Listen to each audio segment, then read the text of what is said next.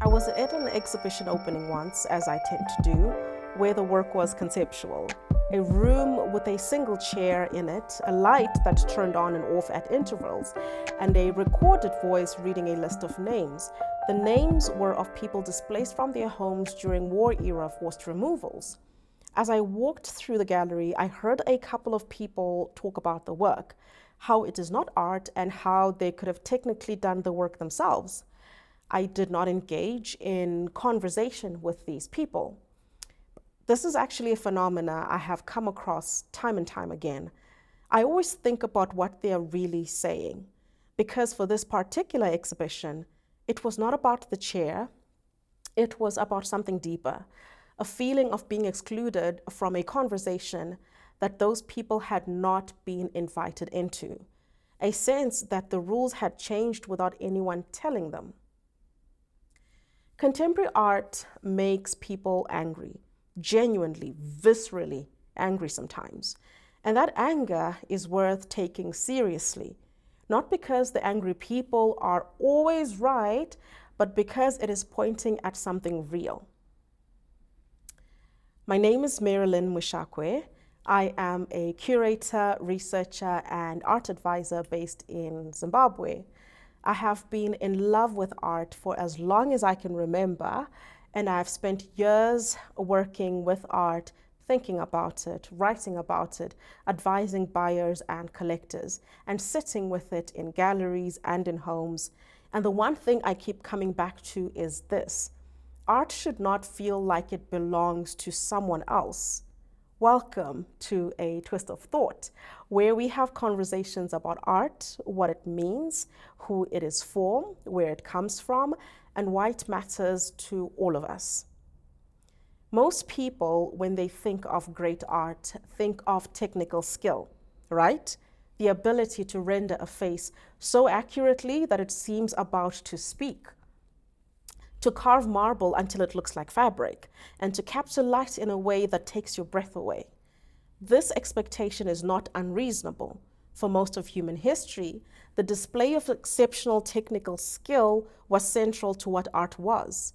It was how makers demonstrated mastery, how patrons justified expenditure, how audiences understood the difference between a great artist and an ordinary one. Contemporary art, particularly from the mid-20th century and onwards, deliberately questioned this. Conceptual artists argued that the idea was the artwork and that technical execution was almost identical. Marcel Duchamp placed a urinal in a gallery in 1917 and called it art. The gesture was meant to be provocative, and it was. And his provocation has not entirely settled a century later. When someone says, "My child could do that," they are making a legitimate observation about technical complexity. What they are missing is that technical complexity is no longer the only measure, or even necessarily the primary measure of what a work of art is doing. For much of history, artistic value was tied closely to mastery of technique. The artist who could paint most realistically, carve most precisely, or draw most accurately was often regarded as the most accomplished. But as photography assumed many of the documentary functions that painting once performed, artists increasingly began asking different questions. If a camera could reproduce reality with greater accuracy than a painter ever could, then perhaps art's purpose was not simply to imitate the world.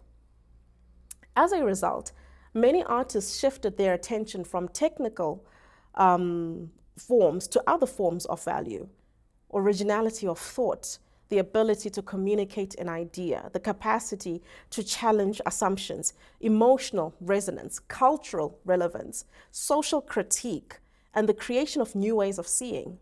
In other words, the question gradually moved from how difficult was this to make to what is this work making us think about, feel, question, or understand. This does not mean skill disappeared. On the contrary, contemporary artists often require immense skill, but the skill may lie in research, conceptual development, material development, experimentation, audience engagement, or the construction of meaning rather than traditional forms of representation. The difficulty is no longer always visible on the surface. A work can therefore be technically simple and intellectually profound, just as a work can be technically dazzling and conceptually empty. The most compelling contemporary art is often judged not only by how well it is made, but by how effectively it expands a conversation, and it captures an experience, and it reveals something previously overlooked, or creates a meaningful encounter between the artwork and its audience. The argument that contemporary art sometimes fails to communicate this clearly enough is, frankly, a fair one. Here is the thing about contemporary art that I think its defenders do not always want to admit. Some of it has become genuinely inaccessible. And not in the sense of being too complex for ordinary people. Complexity is not the problem. The problem is opacity. Work that refuses to communicate anything to anyone who does not already speak the language of a very particular art world conversation. There is a difference between work that is challenging and work that is simply closed. Challenging work asks something of you. It makes you work, but it gives you something in return, a shift in perception, an emotion you did not expect, a new way of seeing something familiar.